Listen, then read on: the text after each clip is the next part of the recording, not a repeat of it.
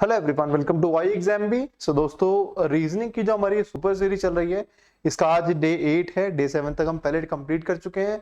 मैं बता दूं, जो आज पहली बार इस वीडियो को देख रहे हैं गाइस, हमारी पूरी सीरीज चल रही है जिसमें हम रीजनिंग को बिल्कुल जीरो से लेकर बिल्कुल हायर लेवल तक यहाँ पर लेकर जा रहे हैं। राइट, इसके कुछ फीचर्स हैं जो इस चीज को इस सीरीज को और चीजों से अलग बनाते हैं, जिनमें कि एक फीचर ये है कि एक पर्टिकुलर क्लास की, एक पर्टिकुलर टॉपिक की हमने डिफरेंट डिफरेंट क्लासेस रखी है। राइट, ताकि एक टॉपिक को अच्छे से टाइप वाइज पढ़कर उसको क्लियर कर सके। जैसे कि पहले हमने इनइक्वालिटी किया तो उसको 4 पार्ट में डिवाइड किया, अभी हम सिलोजिज्म कर रहे हैं और उसको 5 पार्ट में डिवाइड किया है, और उसमें भी अलग अलग टाइप से हम उसको डिस्कस कर रहे हैं।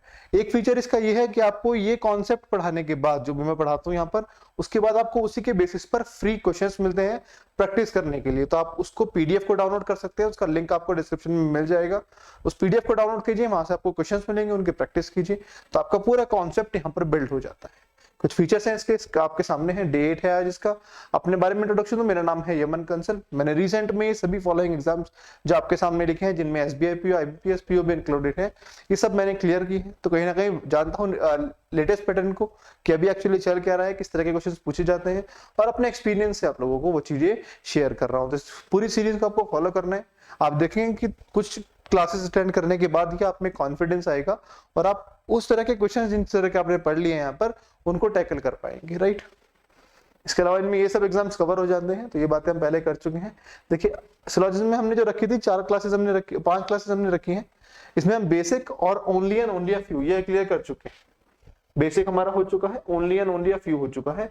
आज हम डिस्कस करेंगे some examples inclusive of complex problems, कुछ कॉम्प्लेक्स प्रॉब्लम्स को जहां पर आप लोग आगे फंसते हैं, उन प्रॉब्लम्स को यहाँ पर डिस्कस करेंगे। इसके बाद 10 क्वेश्चंस मिलेंगे प्रैक्टिस के लिए आपको डिस्क्रिप्शन में, वो भी आप प्रैक्टिस करना, वो भी हायर लेवल के क्वेश्चंस होंगे। राइट, स्टार्ट करते हैं। देखिए, फर्स्ट क्वेश्चन है हमारा, ये आपके सामने स्टेटमेंट दिया है, only a few girls are women. अगर आपने पहले वीडियो नहीं देखी जिनमें मैंने ओनली एंड ओनली का फ्यू का कॉन्सेप्ट समझाया है, तो गाइस मैं सजेस्ट करूंगा आपको पहले आप वो वीडियो देखिए, उसके बाद ही इस पर मूव करिएगा, क्योंकि आपको पहले कॉन्सेप्ट समझना जरूरी है। यहाँ पर हम ज्यादा डीप में नहीं जाएंगे, सिर्फ इन क्वेश्चंस को डिस्कस करेंगे। ठीक है, देखो स्टार्ट करते हैं। Only a few girls are women, only a few girls are women, it means some girls are women, some girls are not women. Next, no women are men, no women are men. Then only boys are men, only boys are men, it means men can be a part of boys only, it cannot be a part of anything else. This is our diagram. Now let's move on to the conclusion. First conclusion says some women are girls, some women are girls. So yes, if some girls are women, if some girls are women, then some women will also be girls. Right, so this is true. Second, all girls being women is a possibility. So you see, आप देखो यहाँ पर कुछ girls ऐसी हैं पहले से ही जो विमेन नहीं है।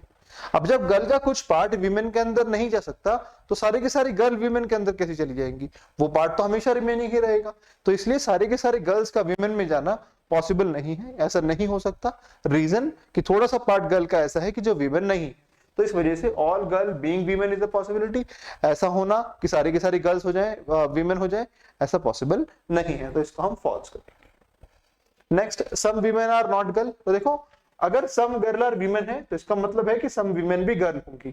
लेकिन अगर सम गर्ल आर वीमेन नहीं है, तो इसका बिल्कुल भी मतलब ये नहीं है कि सम वीमेन भी गर्ल नहीं, इसका बिल्कुल ऐसा मतलब नहीं है। तो सम गर्ल्स आर वीमेन और सम वीमेन आर नॉट गर्ल्स, ऐसा हम नहीं कह पाएंगे, ये हमारे लिए डाउटफुल केस हो जाएगा, तो इसको भी हम अनफॉलो करेंगे। ठीक है, next, all boys being women is a possibility. तो देखो, बॉयज ओनली, क्योंकि मैन जो है वो ओनली के रिलेशन में है, तो मैन किसी और का पार्ट नहीं हो सकता। अगर मैन किसी और का पार्ट नहीं हो सकता और हम चाहें कि पूरा का पूरा बॉयज ये विमेन में चला जाए, अगर पूरा बॉयज विमेन में चला गया, तो ये मैन भी विमेन में चला जाएगा और मैन का रिलेशन विमेन के साथ भी बन जाएगा, जो कि पॉसिबल नहीं है, क्योंकि यहाँ पर वो ओनली के रिलेशन में है। तो इस वजह से पूरा का पूरा बॉयज कभी भी किसी और के अंदर नहीं जा पाएगा, क्योंकि वहां पर मैन उसके अंदर है और मैन उसके साथ ओनली के रिलेशन में है, यानी कि मैन जो है वो केवल पार्ट हो सकता है बॉयज का। तो इस वजह से ये वाला भी हमारा ट्रू नहीं होगा। तो only one would be the correct answer here. ठीक है, नेक्स्ट स्टेटमेंट है, all trees are plants, all trees are plants, only a few trees are animal, only a few trees are animal, it means some trees are animal, some trees are not animal. Some plants are birds, some plants are birds. Right? Let's move on to the conclusions. देखते हैं conclusions को. Some trees are not plants. Some trees are not plant. तो यहां पर देखो अगर तो trees और प्लांट में जब सारा का सारा ट्री ही प्लांट है, ऑल ट्री प्लांट है, तो सम ट्री प्लांट ना हो ऐसा कैसे हो सकता है? तो सम ट्री आर नॉट प्लांट, ये तो हमारा डेफिनेटली फॉल्स हो जाएगा. ठीक है. नेक्स्ट देखें. Some birds are trees. Some birds are trees. तो देखो बर्ड्स और ट्रीज में कोई डायरेक्ट रिलेशन हमें नहीं दिख रहा, दोनों के सर्कल बहुत अलग अलग है. तो यहाँ पर हम दोनों के बीच में कुछ भी डेफिनेटली कहना हमारे लिए नहीं पॉसिबल है, लेकिन हाँ पॉसिबिलिटीज हो सकती है. लेकिन यहाँ पर जो उन्होंने कंक्लूजन दिया कि सम बर्ड्स आर ट्रीज, कि कुछ बर्ड्स ट्रीज हैं, ऐसा इन्होंने स्टेटमेंट दे दिया, इन्होंने बता दिया इस चीज को, तो ये गलत है. अगर ये पॉसिबिलिटी दिखाते उसको तो ट्रू होता, तो ये वाला हमारा गलत हो जाएगा. Some animals are not plant. Some animals are not plant. देखो एनिमल का ट्री से रिलेशन है, लेकिन एलिमेंट का एनिमल पूरा का पूरा प्लांट में तो आ सकता है, बिल्कुल आ सकता है. एनिमल इवन ट्री में भी पूरा का पूरा आ सकता है. ठीक है. तो यहां पर ये वाला भी गलत हो जाएगा. Some plants are animal. Some plants are animal. तो देखो इसको देखो, प्लांट्स, ये पूरा का पूरा जो ट्री है ये पूरा किसका पार्ट है? ये पूरा प्लांट का पार्ट है. तो थोड़ा सा ट्री जो कि एनिमल है वो प्लांट भी तो होगा. सम ट्रीज एनिमल ना, तो वो सम ट्री प्लांट भी तो होगा, क्योंकि सारा का सारा ट्री जो है वो प्लांट है. तो जब ऐसा हो जाएगा तो उस केस में some plant are is also animal, some plant are animal, ये हमारा ट्रू हो जाएगा. तो only 4 would be the correct answer here. Right. Next.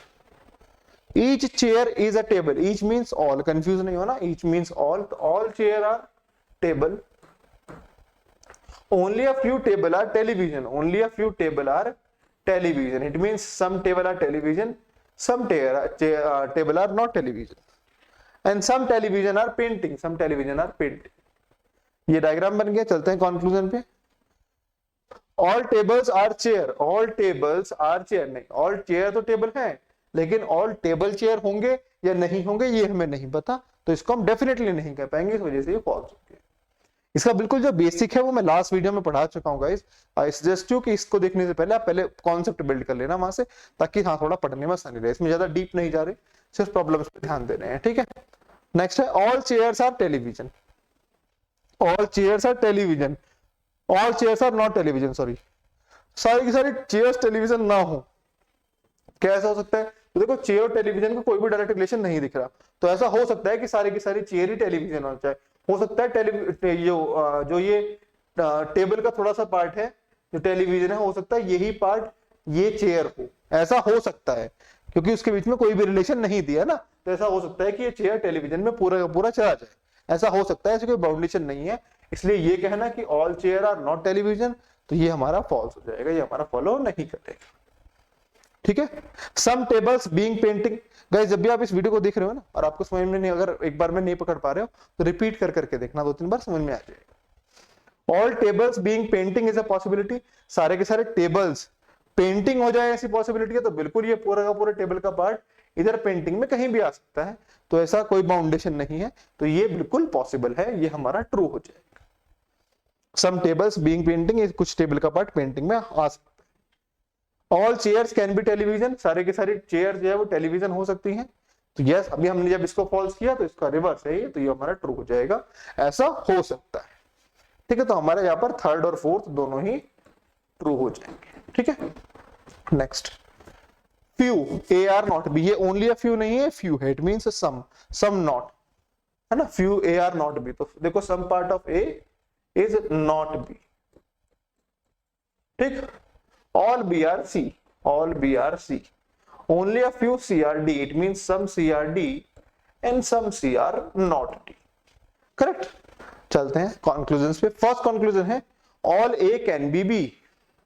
तो जब सम A का कुछ पार्ट जब B नहीं है, तो सारा का सारा A B कैसे हो जाएगा? नहीं हो सकता ना. जब A का कुछ पार्ट B नहीं है, तो सारा का सारा A B कैसे हो सकता है? वो तो नहीं हो सकता, तो ये हमारा फॉल्स हो जाएगा. ठीक है. नेक्स्ट है sum A are not D is a possibility. देखो ए और डी में कोई रिलेशन ऐसा डायरेक्ट गिवन नहीं है, इवन बहुत दूर दूर है इनके सर्कल भी, तो इस केस में ऐसा होना कि कुछ ए डी हो जाए ये भी पॉसिबल है, ऐसा होना कि कुछ ए डी ना हो ऐसा भी पॉसिबल है. दोनों ही पॉसिबिलिटीज है, चाहे वो नेगेटिव हो या वो पॉजिटिव हो, दोनों ही हमारी ट्रू हो जाएंगे. ठीक है. नेक्स्ट.